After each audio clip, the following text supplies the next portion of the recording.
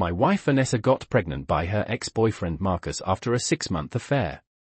She hid it for 3 months, then expected me to raise another man's child. Here's why I walked away and never looked back.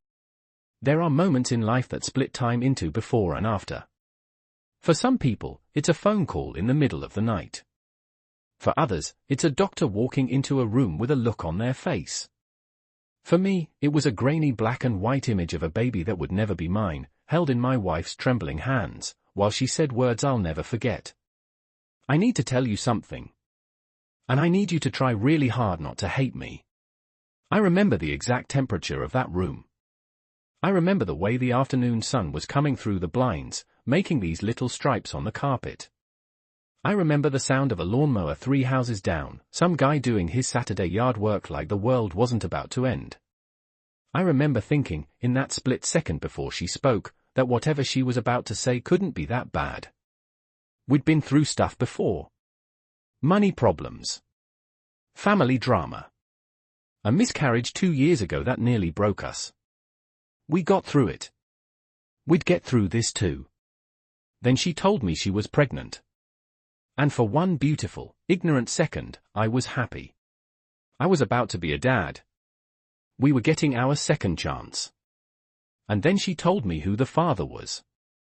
By the end of this video, you're going to hear the full story of how a 20-minute coffee meeting with an ex turned into a pregnancy that destroyed a 5-year marriage. You're going to hear why my wife hid the truth for 3 months, why she thought I'd just accept another man's child as my own, and why, even after she begged, even after she cried, even after she promised to do anything, I still walked away and never looked back. Let me take you back to the beginning. My name is Derek, I'm 32 years old, and up until about a year ago, I thought I had everything figured out. I met my wife, Vanessa, when I was 24.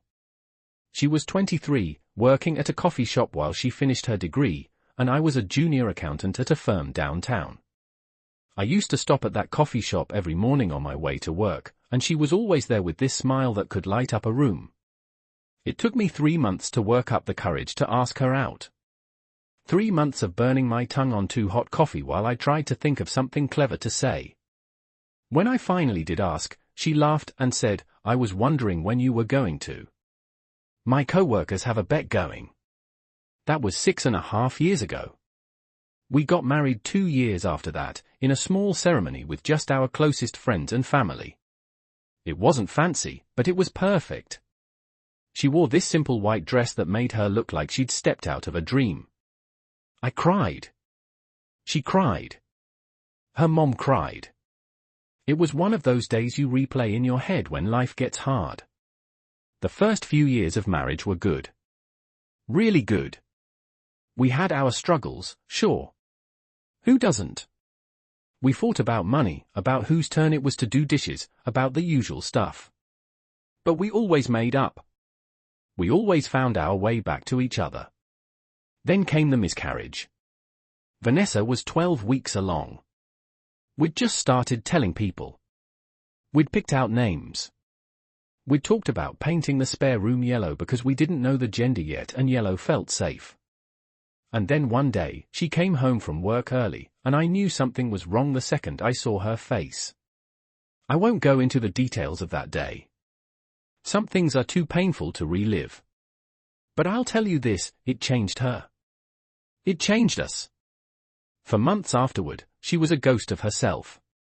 She'd sit on the couch staring at nothing. She'd forget to eat. She'd wake up in the middle of the night screaming. I did everything I could. I took time off work. I cooked every meal. I held her while she cried. I went to therapy with her. I told her 100 times, 1,000 times, that we'd try again when she was ready. That I wasn't going anywhere. That we'd get through this together.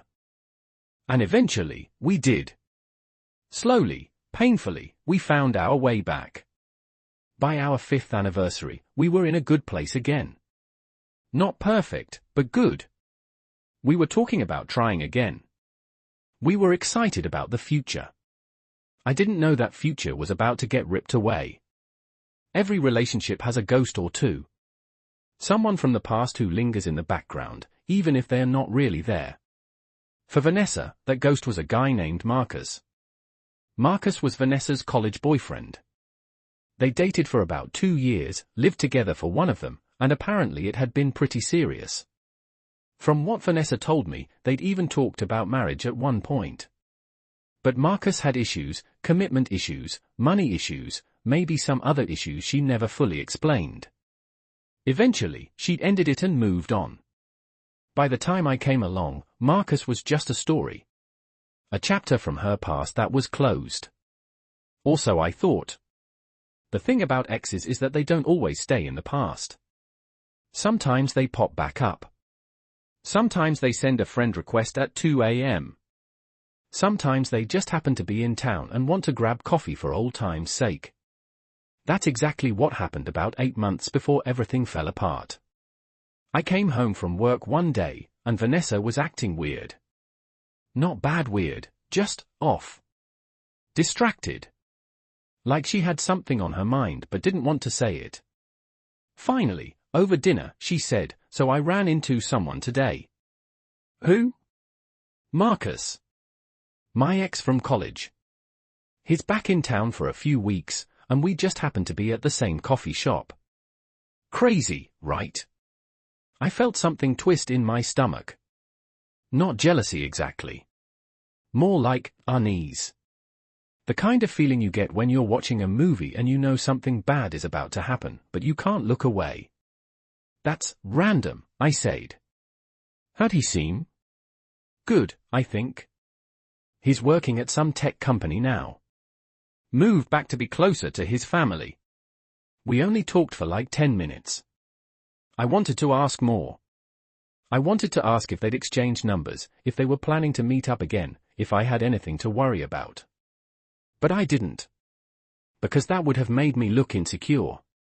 That would have made me look like the jealous husband who couldn't handle his wife having a friendly conversation with someone from her past. So I let it go. I told myself it was nothing. I told myself I trusted her. Big mistake. Looking back now, the signs were everywhere. I just didn't want to see them.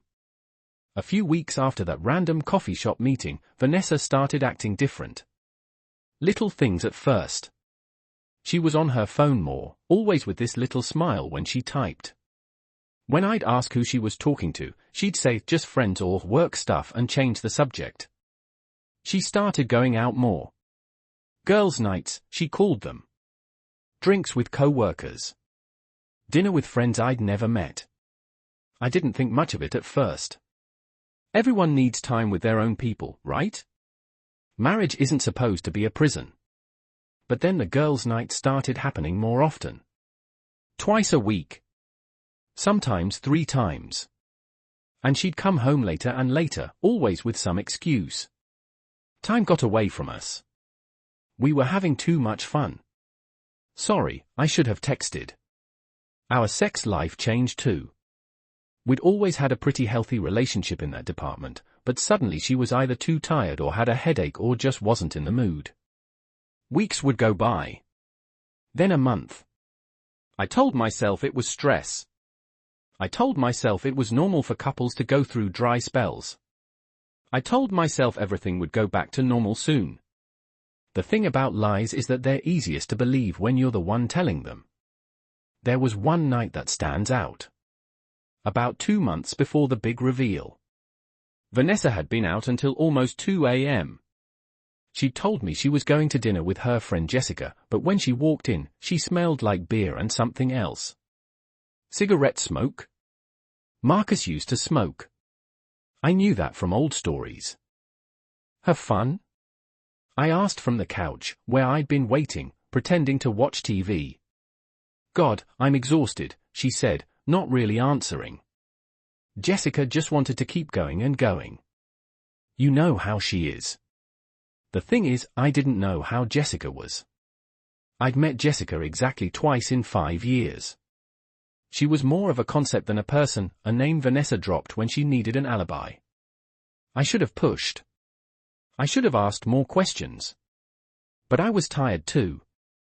Tired of feeling like the suspicious husband. Tired of wondering.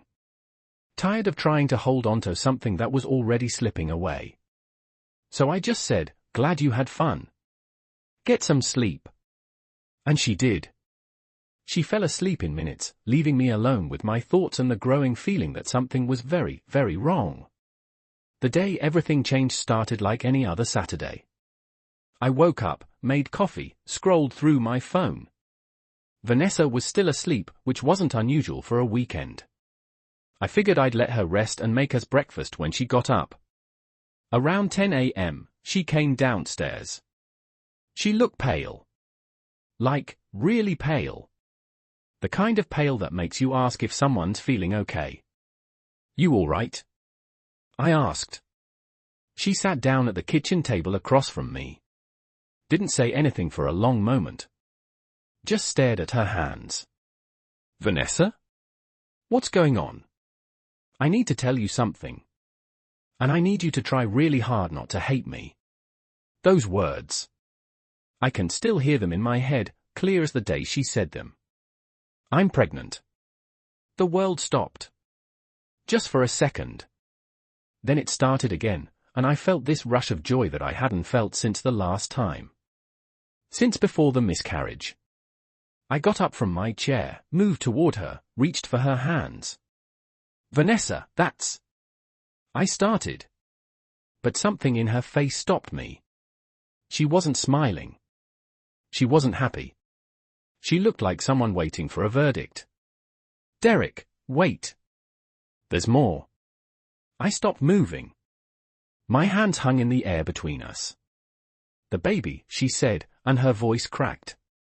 It's not yours. I didn't understand at first. The words went into my ears but they didn't make sense, like someone speaking a language I'd never learned. What do you mean it's not mine? How can it not be mine? We're married. We're the only people in this relationship. How can it not be mine? And then I saw it. The answer, written all over her guilty face. Marcus, I said. It wasn't a question. She nodded. Just once. A tiny movement that destroyed everything. I'm not proud of what happened next. I yelled. I threw things. I said words I can never take back, called her names I never thought I'd use. I'm not a violent person, never have been, but in that moment, I wanted to break something. I wanted to break everything. Through it all, Vanessa just sat there at the kitchen table, crying, letting me rage. Maybe she knew she deserved it. Maybe she was just too scared to move. When I finally ran out of steam, when my voice was gone and my chest was heaving and I couldn't yell anymore, I asked the question that really mattered. How long? She looked up at me with red, swollen eyes. How long has this been going on? A few months, she whispered. After we ran into each other. We started talking. Just talking at first. And then? And then what? You just fell into bed with your ex? While you were married to me? While we were trying to have a baby together? It wasn't like that, she said, but even she didn't sound convinced. Then what was it like? Explain it to me. Explain how my wife ended up pregnant with another man's child. I really want to understand. She took a shaky breath. And then she told me everything. According to Vanessa, that first coffee shop meeting really was random. Marcus was in town visiting family, and they happened to be at the same place at the same time. They talked for about 20 minutes, caught up on each other's lives, and then went their separate ways. But Marcus had her number from way back. And a few days later, he texted. Just a friendly hey, it was good seeing you kind of thing. She responded.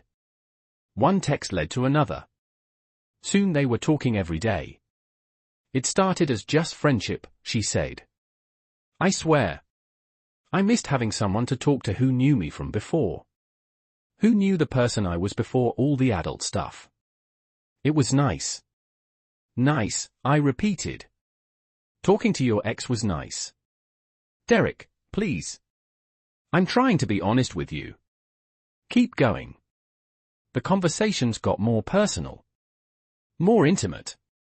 Marcus started telling her he'd never stopped thinking about her. That breaking up was the biggest mistake of his life. That he'd changed, grown up, gotten his act together. That if she ever gave him another chance, he'd spend the rest of his life making it up to her. And Vanessa, instead of shutting it down, instead of saying I'm married and ending the conversation, let him keep talking. Let herself believe it. They met for coffee again. Then for drinks. Then for dinner. Each time, she told herself it was innocent. Each time, she moved the line a little further. The first time they slept together was about 6 weeks after that initial run-in. She'd told me she was going to a work conference out of town. Instead, she spent the weekend with Marcus at a hotel 2 hours away. It was supposed to be one time, she said. Just closure. Just to get it out of our system so we could move on. But then it happened again. And again. How many times? I don't know. A lot. I lost count. I felt like I was going to be sick. When did you find out you were pregnant? About 3 weeks ago. 3 weeks. She'd known for 3 weeks and hadn't told me. Had been sleeping next to me, eating meals with me, pretending everything was normal, all while carrying another man's child. I didn't know how to tell you, she said. I was scared. I know that's not an excuse, but I was scared. Of what? Of me finding out you've been cheating on me for months? Of me finding out our whole marriage is a lie? Yeah, I can see why you'd be scared. I love you, Derek. I never stopped loving you. This thing with Marcus, it wasn't about you. It was about me being stupid and weak and confused. Don't, I said. Don't you dare try to make this about anything other than what it is. You cheated on me. You lied to me. You got pregnant by another man. And you sat there and let me talk about having a baby with you, about trying again, while you knew the whole time what you'd done. She didn't have anything to say to that. Because there was nothing to say. I asked about Marcus. Where was he in all this? What did he think about the pregnancy? Turns out, Marcus knew. Vanessa had told him the same day she told me. And his response? He'd offered to be there for her. Whatever that meant. He wants to be involved, she said. He says he'll support the baby, help with everything. He's not trying to take me away from you. He just wants to be a father to his child. I almost laughed at that. Almost.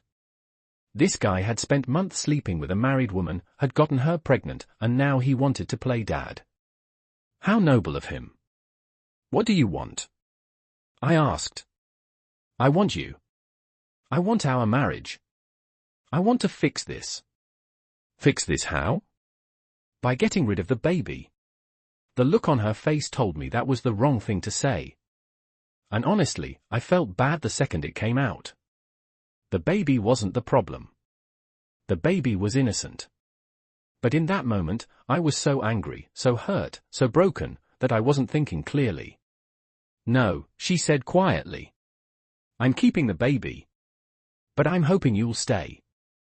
That you'll raise the baby with me. That we can be a family. Let that sink in for a second. She wanted me to raise another man's child. To be a father to the proof of her betrayal. To look at that baby every day and remember what she'd done. I need some time, I said. I need to think. I walked out of the house and didn't come back for 2 days.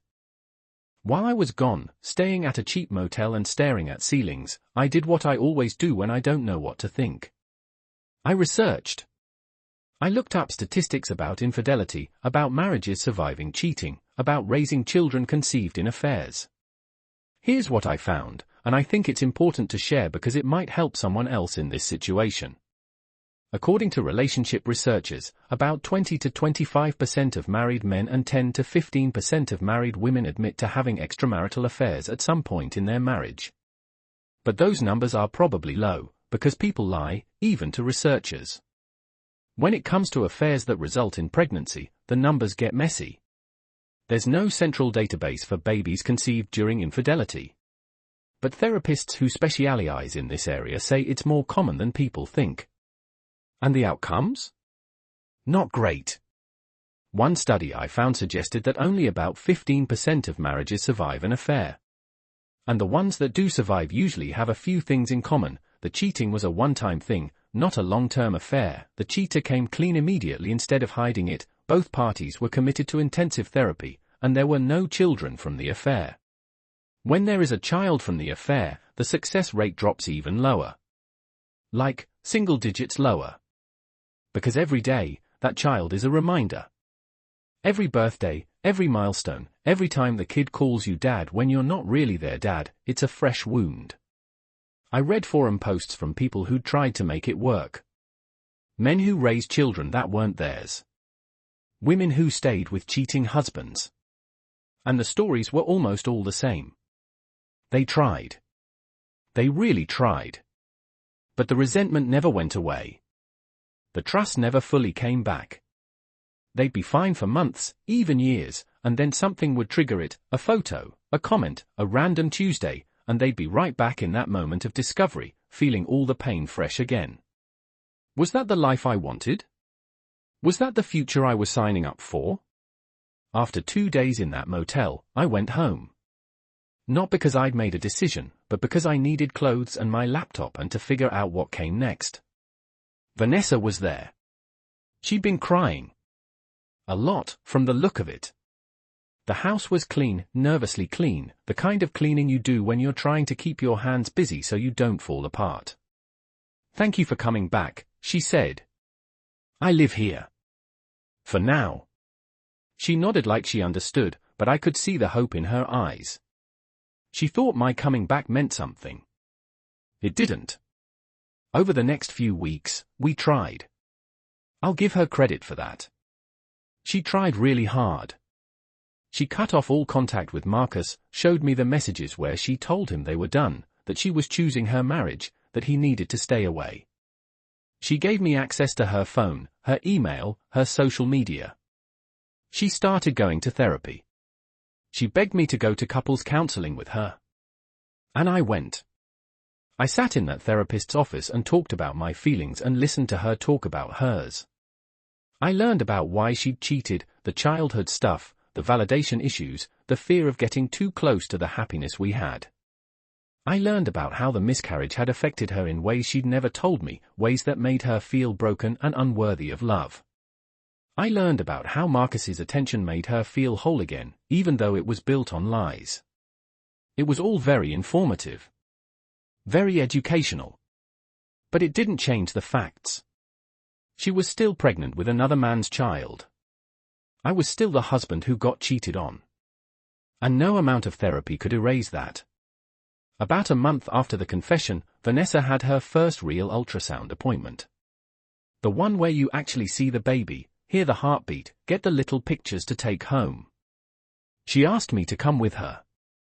"I know it's hard," she said. "I know this isn't how it was supposed to be. But you're still my husband, and this is still happening, and I don't want to do it alone." Part of me wanted to say no. Part of me wanted to tell her that this was her mess, she could deal with the consequences on her own. But another part of me, the part that had loved her for 6 years, the part that still remembered the woman I married, couldn't let her go through that alone. So I went. The waiting room was full of couples. Happy couples. Couples holding hands and smiling and talking about nursery colors. We sat there in silence, not touching, not talking, just two people waiting for a moment that should have been beautiful but felt like a funeral. When they called her name, I stood up to go with her. The nurse looked at me, then at Vanessa, then back at me.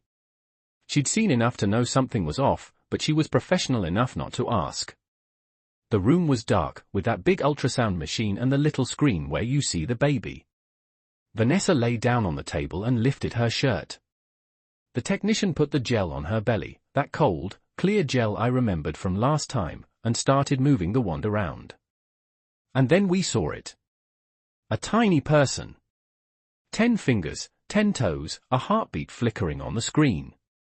The technician pointed out the head, the spine, the little arms waving around like the baby was saying hello. I heard Vanessa start to cry. Soft little sobs that she tried to hide. And I felt nothing. Not sadness, not anger, not joy. Just a vast, empty nothing. Like someone had scooped out all my emotions and left me hollow. The technician printed some pictures, handed them to Vanessa, told her everything looked great. We walked out of that room, through the waiting room full of happy couples, out to the car. And we drove home in silence. That night, Vanessa put the ultrasound pictures on the refrigerator. Right next to the old ones from our first pregnancy. The ones we'd never been able to throw away. I looked at them side by side, the baby we lost and the baby that wasn't mine, and something in me just broke. Not in a dramatic way. Not in a crying, screaming way. Just a quiet, final snap. I knew then what I had to do. A few days later, I sat Vanessa down at the same kitchen table where she'd told me the truth. I'd practiced what I was going to say. I'd written it out. I'd rehearsed it in the mirror.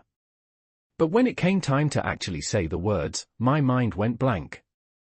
I can't do this, I said. She looked at me with those eyes that used to make me melt.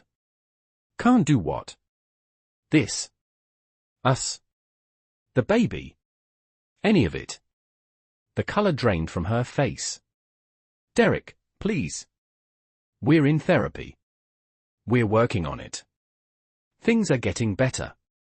Are they? Because I don't feel better. I feel worse. Every day, I feel worse. I look at you and I don't see my wife anymore. I see someone who lied to me for months. I see someone who let another man touch her, be inside her, create a life with her. I see someone who took everything we had and threw it away for a few moments of feeling wanted. That's not fair, she whispered. Fair? You want to talk about fair? Fair would have been you coming to me when Marcus first contacted you. Fair would have been you saying, hey, my ex is texting me and it feels weird, can we talk about it? Fair would have been you choosing me instead of lying to my face for half a year. Don't talk to me about fair. She was crying now. Big, messy tears that ran down her face and dripped onto the table. I know I messed up. I know I hurt you. But I love you. I've always loved you. This baby doesn't change that. This baby changes everything. This baby is proof that your love wasn't enough. That our marriage wasn't enough. That I wasn't enough. You were enough, she said. You are enough. This was my fault, not yours. Maybe. But I'm the one who has to live with it. I'm the one who has to look at that child every day and remember. I'm the one who has to explain to people why my kid doesn't look like me. I'm the one who has to wonder, every time you're late coming home, every time you're on your phone, whether you're doing it again. I can't live like that. I won't live like that. She reached for my hand. I pulled away. What about our vows? She asked. For better or worse? Isn't this the worst part? Aren't we supposed to get through the worst together? I've been thinking about that, I said. Our vows said if forsaking all others. You didn't just forsake me. You forsook us. You made a choice, over and over, to put someone else first. And now you want me to honor my vows while you broke yours? That's not how it works. I moved out a week later. Found a small apartment across town, took just my clothes and my computer and a few boxes of things that mattered. The house, the furniture, all the stuff we'd accumulated over 5 years, I left it behind. It didn't feel like mine anymore. The divorce was messy. Not in a fighting over money way, but in an emotional way. Vanessa didn't want it to end. She begged, she pleaded, she showed up at my apartment at 2 a.m. crying. She sent me screenshots of her therapy appointments to prove she was working on herself. She had her mom call me, her sister call me, our mutual friends call me, all of them telling me I was making a mistake, that she was sorry, that everyone deserves a second chance. I stopped answering my phone. The legal part took about 4 months. no fault state, so it was just paperwork and waiting. Vanessa tried to ask for spousal support, but her lawyer talked her out of it. In the end, we split everything down the middle, signed the papers, and became two people who used to be married. I haven't seen her since the day we signed. I haven't seen the baby. I don't even know if it was a boy or a girl. And here's the thing that might make me the asshole in some people's eyes: I don't want to know. I don't want to know its name, or what it looks like, or whether it has Marcus's eyes or Vanessa's smile. That child is not mine. It never will be. And the sooner I can forget it exists, the sooner I can move on. It's been about a year since the divorce was final. I'm in a better place now. Not great, but better. I go to therapy once a week. I've started working out again.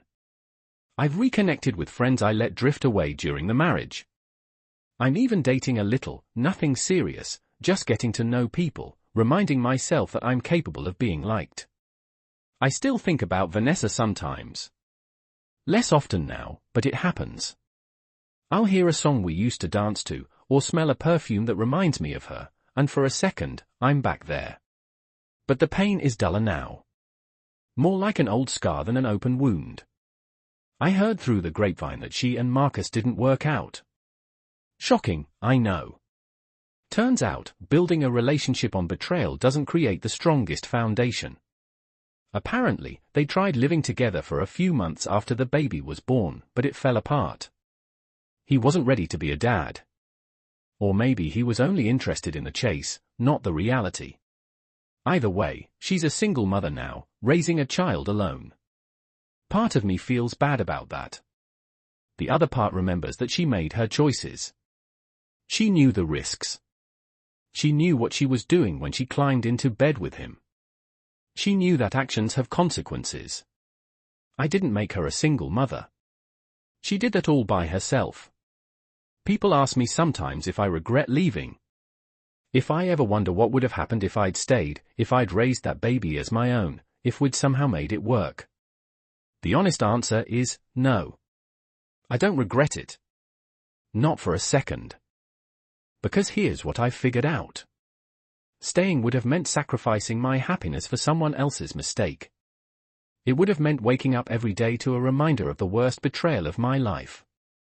It would have meant pretending to be a father to a child I couldn't love, not because the child was unlovable, but because of what that child represented. And that wouldn't have been fair to anyone. Not to me, not to Vanessa, and especially not to that baby. Kids aren't stupid. They know when something's off. They know when they're not truly wanted. That child deserved to be born into a situation where it was loved completely, not tolerated out of obligation.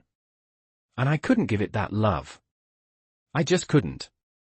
Some people might call me selfish. Maybe I am. But I think there's a difference between being selfish and protecting yourself. Between being cruel and being honest. I didn't walk away to punish Vanessa. I walked away because staying would have destroyed me. And if I'm destroyed, I can't help anyone. I've done a lot of reading on this since everything happened. Talked to a lot of therapists, read a lot of books. And here's what I've learned about situations like mine. When infidelity results in pregnancy, the betrayed partner faces a unique kind of trauma. It's not just the betrayal itself, it's the permanent, living reminder of that betrayal. Every day, for the rest of your life, you have to look at the evidence. Every milestone, every holiday, every ordinary Tuesday, that child is there, asking questions, growing up, looking more and more like the person your spouse cheated with. Dr. Shirley Glass, who wrote a famous book called Not Just Friends, studied infidelity for decades. She found that affairs rarely happen in a vacuum. They're usually preceded by emotional intimacy that crosses boundaries, by secrets and lies that build up over time.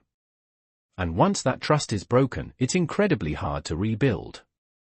Like trying to glue a shattered vase back together, you can do it, but the cracks will always show. When you add a child to the mix, those cracks become chasms. Because now you're not just dealing with the past. You're dealing with the future. Every decision about that child, school, discipline, values, is filtered through the lens of what happened. Every time you look at that child, you're reminded of the affair. And that reminder can breed resentment, not just toward your spouse, but toward the child themselves. And that's not fair to anyone. I'm not saying it's impossible. I'm sure there are couples out there who've made it work. But I'm also sure that those couples are the exception, not the rule. And I wasn't willing to gamble my future on being an exception. The hardest part of all this wasn't leaving. It wasn't the divorce. It wasn't even the loneliness that came after. The hardest part was admitting that the woman I loved never really existed. Because here's the thing about betrayal, it doesn't just take away your present. It takes away your past too. Every happy memory becomes suspect. Every I love you becomes a lie. Every moment you thought was real becomes a performance. I spent months going through old photos, old messages, old memories, trying to figure out when it changed. When she stopped being my wife and started being someone who was cheating on me.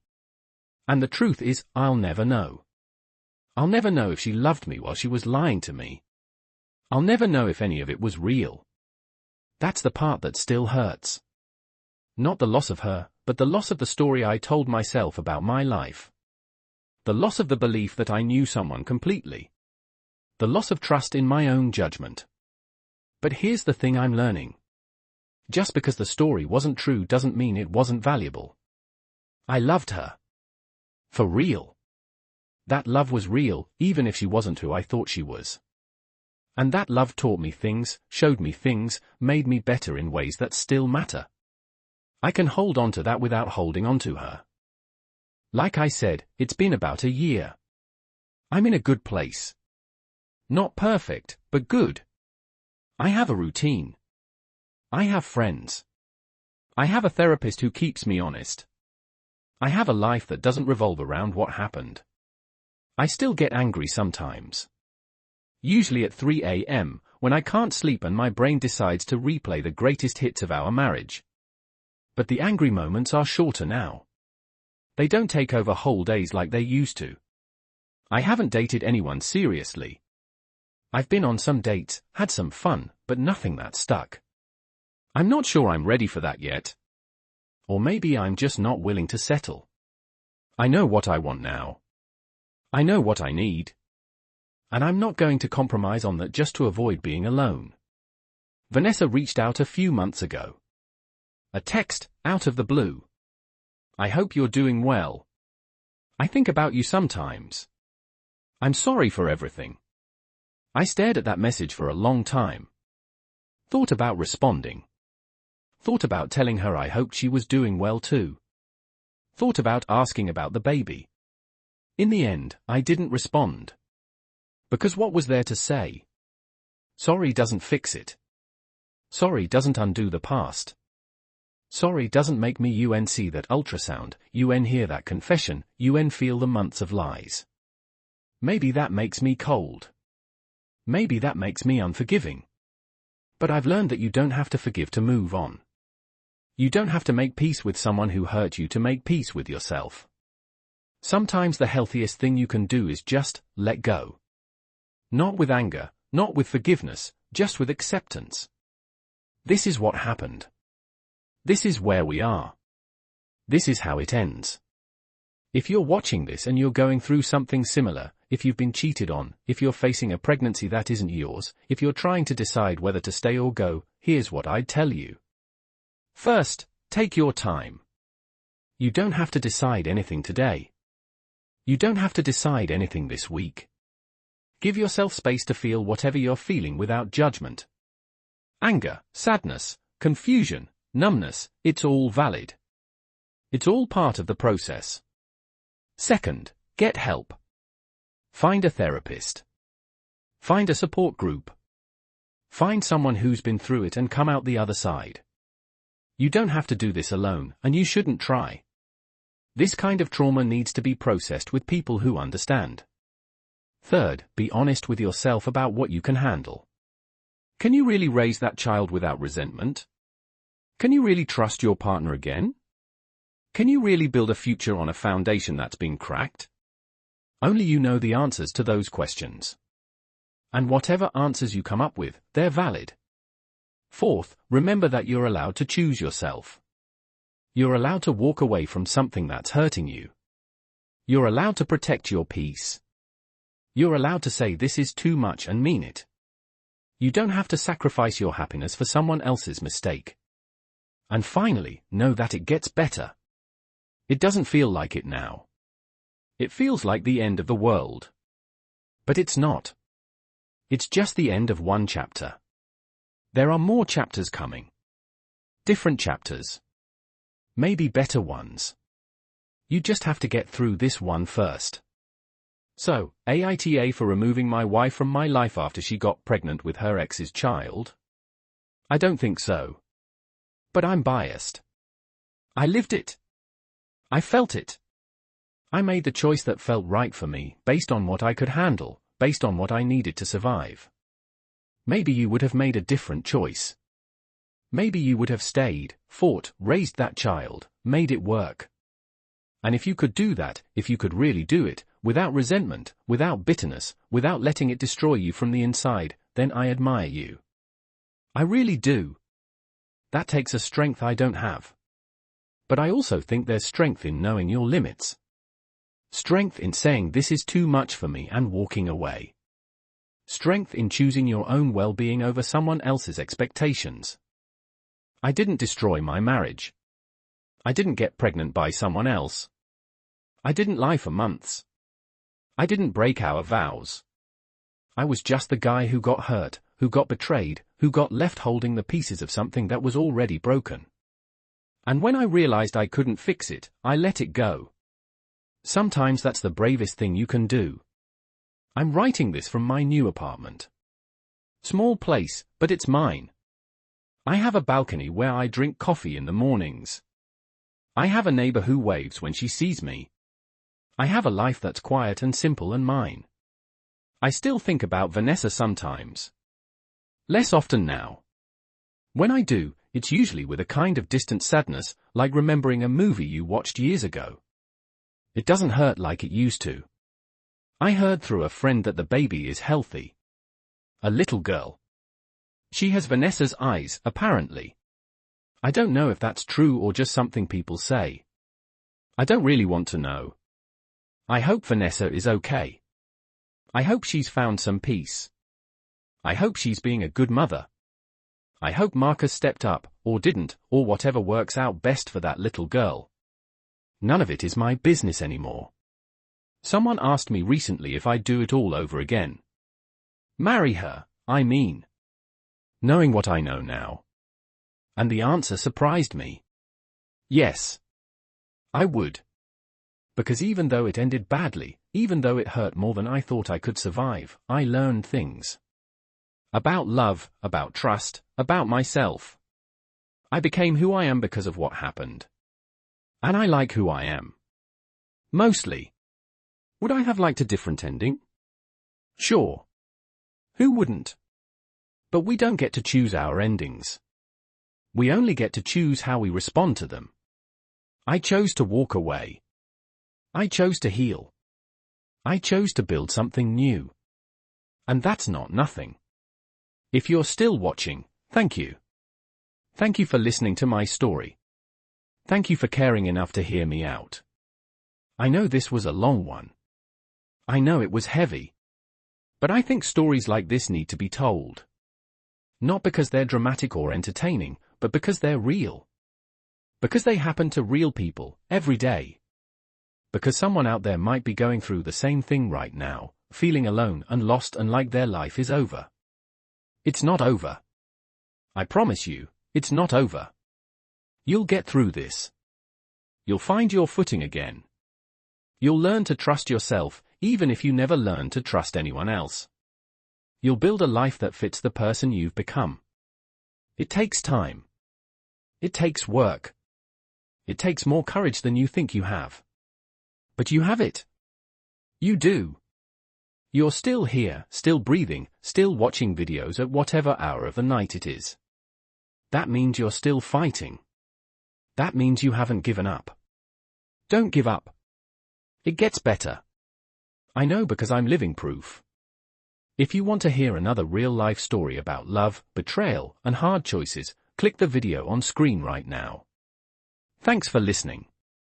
Take care of yourselves. And remember, sometimes the strongest thing you can do is walk away from something that's already gone.